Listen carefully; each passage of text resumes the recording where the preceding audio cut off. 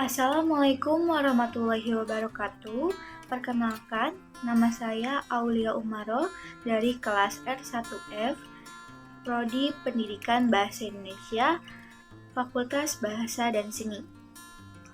Baik, di sini saya akan menjelaskan beberapa materi.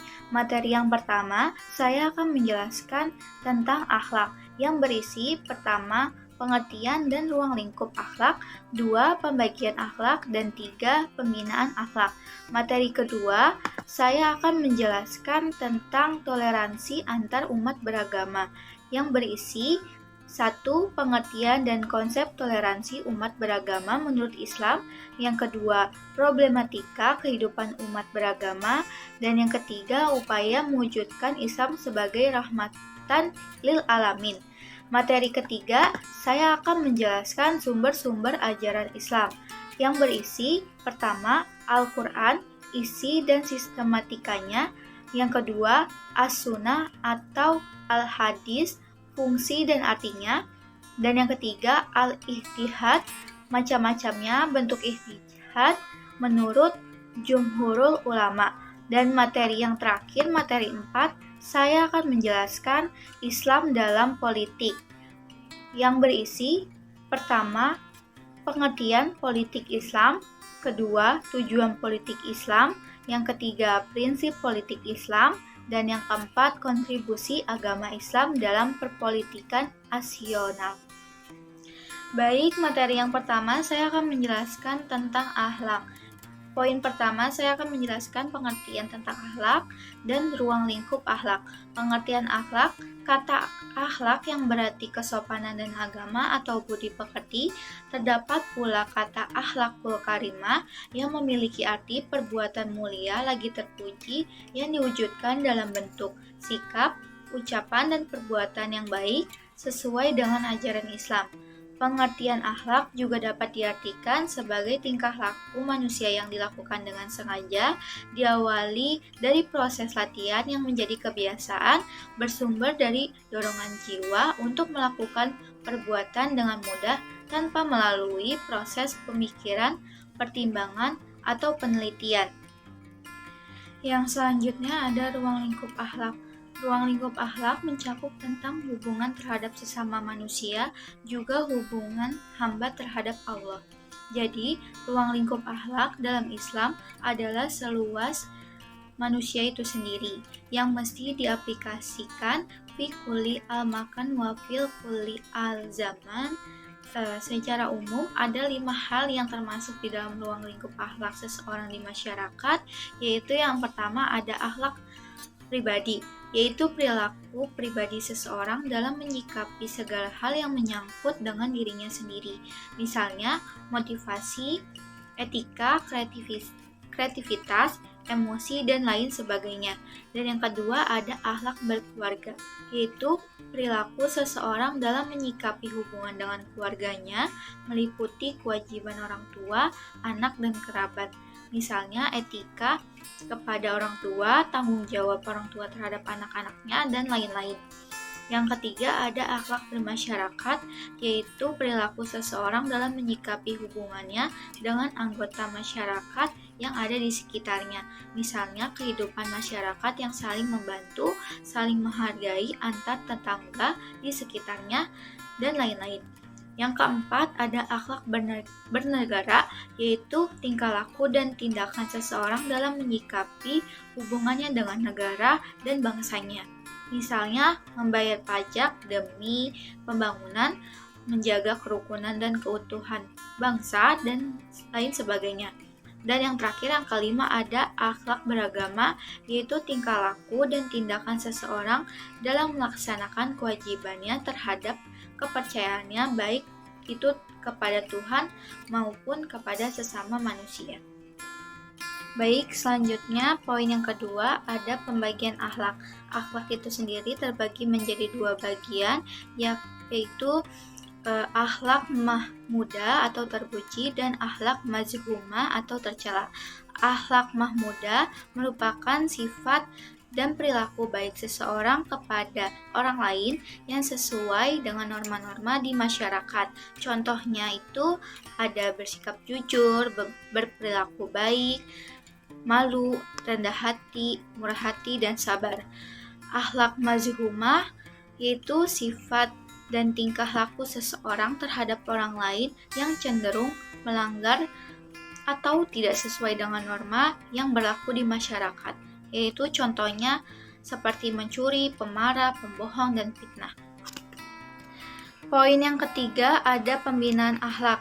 Pembinaan akhlak merupakan suatu usaha, tindakan, dan kegiatan yang dilakukan melalui usaha sendiri dalam rangka mengembangkan akhlak para anak didik agar mereka mempunyai akhlak yang mulia dan memiliki kebiasaan yang terpuji, atau dengan kata lain, anak didik diharapkan bisa menjadi pribadi yang berakhlakul karimah. Selanjutnya saya akan menjelaskan materi yang kedua, yaitu tentang toleransi antar umat beragama. Poin yang pertama, saya akan menjelaskan pengertian dan konsep toleransi umat beragama menurut Islam. Pengertian toleransi itu sendiri dalam Kamus Besar Bahasa Indonesia atau KBBI disebutkan bahwa arti kata toleransi berarti sifat toleran. Kata toleran sendiri didefinisikan sebagai bersifat atau bersikap tegang rasa atau menghargai, membiarkan, membolehkan pendirian atau pendapat, pandangan, kepercayaan, kebiasaan, kelakuan, dan sebagainya yang berbeda atau bertentangan dengan pendirian sendiri. Secara bahasa, maka dapat disimpulkan bahwa toleransi adalah sikap saling menghargai, menerima, serta menghormati keberagaman budaya dan perbedaan berekspresi. Selanjutnya ada konsep toleransi. Toleransi antar umat beragama adalah cara kebebasan beragama dapat terlindungi dengan baik bagi setiap individu. Kebebasan dan toleransi merupakan dua hal yang tidak bisa diabaikan, namun tidak jarang banyak pihak yang sering mengabaikan aspek toleransi. Mereka berusaha untuk merukunkan perbedaan di tengah masyarakat dengan cara memaksakan toleransi, akan tetapi membelenggu kebebasan.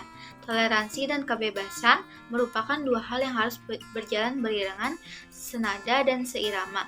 Untuk dapat mempersandingkan keduanya, pemahaman yang benar mengenai kebebasan beragama dan toleransi antar umat beragama merupakan suatu hal yang penting dalam kehidupan bermasyarakat.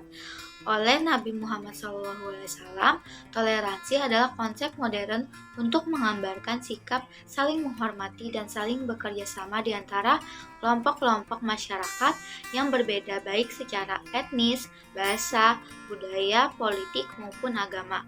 Oleh karena itu, toleransi merupakan konsep agung dan mulia yang sepenuhnya menjadi bagian organik dari ajaran agama-agama termasuk agama Islam. Poin yang kedua itu ada problematika kehidupan umat beragama. Salah satu problematika pada kehidupan beragama adalah konflik antar umat beragama. Terjadinya konflik ini tidak terlepas dari adanya dalang atau provokator yang tidak pernah diusut tuntas, sehingga wajar jika masyarakat menuntut pemerintah bertindak tegas menangkap provokatornya.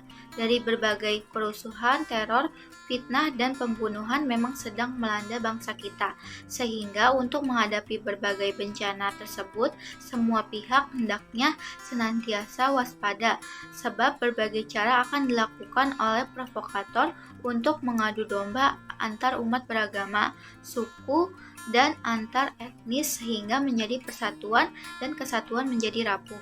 Oleh karena itu, setiap umat beragama senantiasa berpegang teguh pada ajaran agamanya sendiri agar mereka tidak akan terjebak pada isu-isu yang melayang.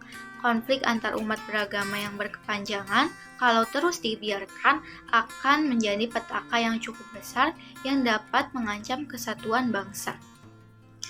Poin yang ketiga ada upaya mewujudkan Islam sebagai rahmatan lil alamin. Istilah rahmatan lil alamin terdiri atas dua kata, yaitu rahmat yang berarti kasih sayang, dan lil alamin yang berarti seluruh alam. Makna Islam rahmatan lil alamin adalah Islam yang kehadirannya di tengah kehidupan masyarakat mampu mewujudkan kedamaian dan kasih sayang bagi manusia maupun alam semesta. Konsep rahmatan lil alamin yang benar adalah konsep yang menyebarkan kebaikan, rasa sayang, cinta, dan kedamaian bagi seluruh umat manusia, serta membantu memberikan solusi bagi segala persoalan yang terjadi di tengah masyarakat.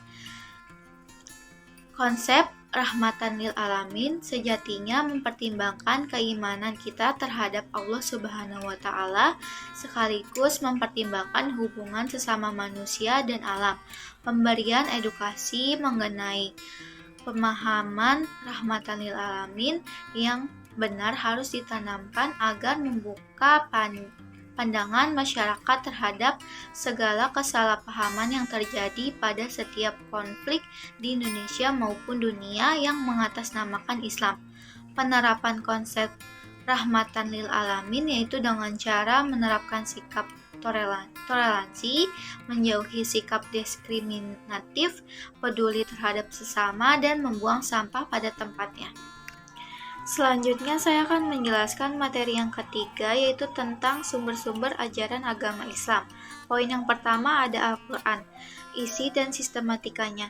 Al-Quran berasal dari bahasa Arab yang artinya bacaan atau perkumpulan.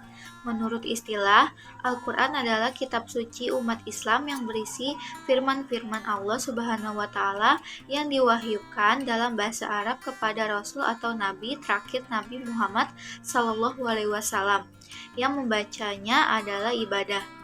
Al-Quran adalah sumber ajaran agama Islam pertama dan utama yang memuat firman-firman atau wahyu Allah yang disampaikan oleh malaikat Jibril kepada Nabi Muhammad sebagai Rasul Allah sedikit demi sedikit selama 22 tahun, 2 bulan, 22 hari, mula-mula di Mekah kemudian di Madinah. Ayat-ayat Al-Quran yang diturunkan selama kurang lebih 23 tahun itu dapat dibedakan antara ayat-ayat yang diturunkan ketika Nabi Muhammad masih tinggal di Mekah atau sebelum Hijriyah dengan ayat yang diturunkan setelah Nabi Muhammad hijrah atau pindah ke Madinah.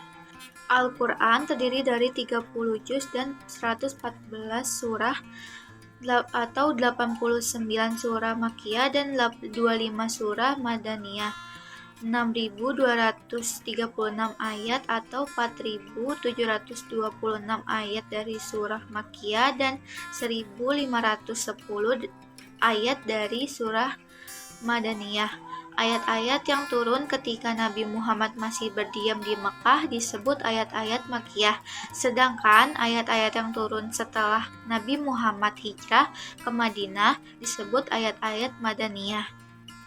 Poin yang kedua ada as-sunnah atau al-hadis, fungsi dan artinya, yaitu berita atau kabar, segala perbuatan, perkataan, dan takdir atau keizinan atau pernyataan Nabi Muhammad SAW.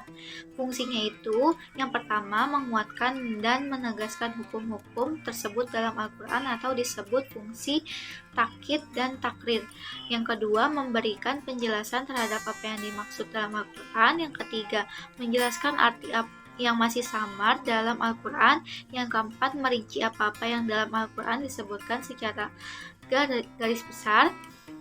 Yang kelima, membatasi apa-apa yang dalam Al-Quran disebutkan secara umum. Yang keenam, memperluas maksud dari sesuatu yang tersebut dalam Al-Quran. Poin yang ketiga ada al-ijtihad, macam-macam ijtihad. Bentuk ijtihad menurut jumhur ulama, pengertiannya sendiri itu usaha yang sungguh-sungguh oleh seseorang ulama yang memiliki syarat-syarat tertentu untuk merumuskan kepastian hukum tentang sesuatu atau beberapa perkara tertentu yang belum ditetapkan hukumnya secara eksplisit di dalam Al-Quran dan As-Sunnah. Macam-macam bentuk ijtihad menurut jumhurul ulama. Yang pertama itu ada ijma.